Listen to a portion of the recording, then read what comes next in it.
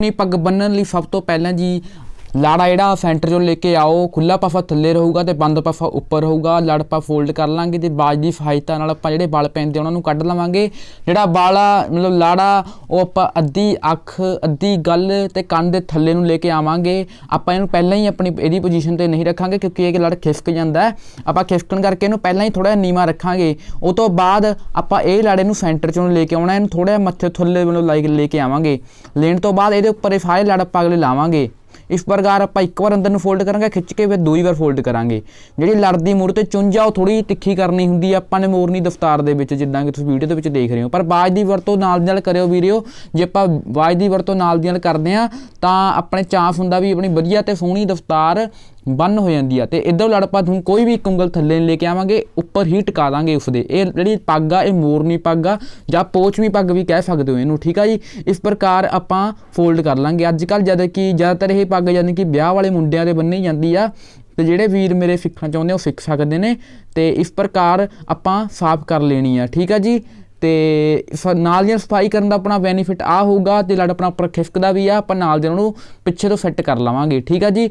Set करन तो बाद उपरों बाज फेरना नहीं भुलना क्योंकि सारी पग की शेप उपरों खड़ी है इस पग की। तो बाद आपां फिर पूनी नूं खोलांगे। पूनी खोलण तो बाद फिर आपां इहनूं इधर लावांगे, उसदे उपर रख देवांगे लड़ नूं। जिहड़ा अपना तीया जां चौथा लाड़ा इहनूं आपां खोल के लावांगे ते उसदे उपर फाहे लड़ लावांगे क्योंकि इस पग दे पिछे तो भी आपां ने दोवां साइडां तो वल दिखाउणे हुंदे ने, ठीक है जी। इस तरह फोल्ड करन तो बाद एक बार दो बारी करन तो बाद नाल दी नाल बाज दी वरतों करन तो बाद इसनूं उस लड़ दे उपर ही रख दांगे। इसनूं बहुता उपर नहीं चक्कांगे लड़ नूं आपां क्योंकि ये मोरनी पग आ, इहदी शेप आपां थोड़ी तिखी देनी हुंदी आ ते दोवां पासां दी बराबर चाहीदी हुंदी आ।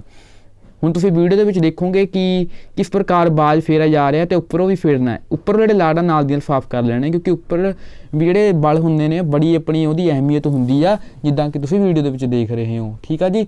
फिर मैं एक कन्नी उपर चक्कण तो बाद कन्नी ला दित्ती है पग दी मतलब थल्ले तो सफाई करदा नहीं थल्ले ताईं, तां जो अपना खड्डा ना पवे। फिर आपां एक बारी फोल्ड करिया, फिर दूई बार फोल्ड करिया, दूई बार फोल्ड करन तो बाद फिर आपां इहनूं ला दांगे। लाउण तो बाद नाल दी नाल आपां वरतांगे बाज। सो एक तरह तुहाडे लई मोरनी पग दी वीडियो लेके आए सी अज असीं, ठीक है जी।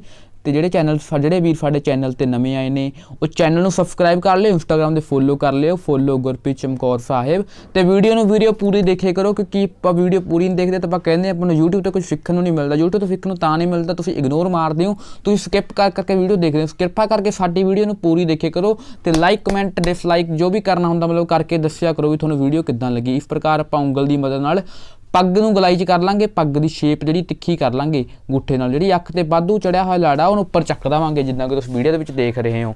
लड़ चक्कण तो बाद नाल दी नाल सफाई करांगे जिद्दां कि तुसीं हुण देखोगे आपां वरत रहे हैं ज़्यादातर ये यानी कि पग हुण तो फिर ट्रेंड आ रहा है पग दा मतलब जिहड़ी अज दी न्यू जनरेशन आ फिर पग नूं प्रैफर कर रही है, ठीक है जी।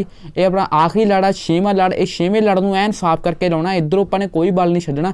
जे इधरों अपना बल रह गया तो अपने जिहड़े आखिरी लड़ दे विच बल पैण दे चांस वध जांदे ने, ठीक है। इहनूं ऐन साफ करके लावांगे आपां जिद्दां कि हुण तुसीं वीडियो दे विच देखोगे।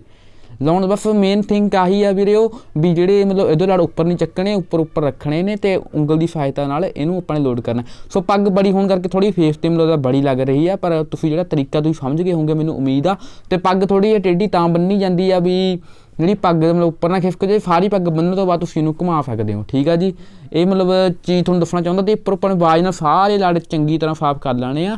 ते अज तुहाडे लई यानी कि मोरनी पग दी वीडियो तां लेके आए ते सानूं कई वीरां दे कमेंट आ रहे थे इंस्टाग्राम सोशल मीडिया ते मतलब होर प्लेटफॉर्म ते भी मोरनी पग दी तुसीं वीडियो लेके आओ। तुसीं तुहाडे चैनल ते कोई भी मोरनी पग दी वीडियो नहीं पई आ, सो तां करके आपां अज मोरनी पग दी वीडियो लेके आए सी।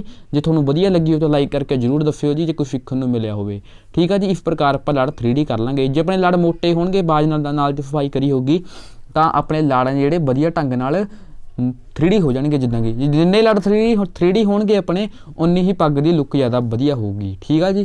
जिद्दां कि हुण तुसीं वीडियो दे विच देखिआ पग की लुक बनाउण लई लड़ 3D करने बहुत जरूरी ने ते पग दे विच बहुत सफाई की लोड़ आ जे आपां ने पग वधिया बन्नणी होवे।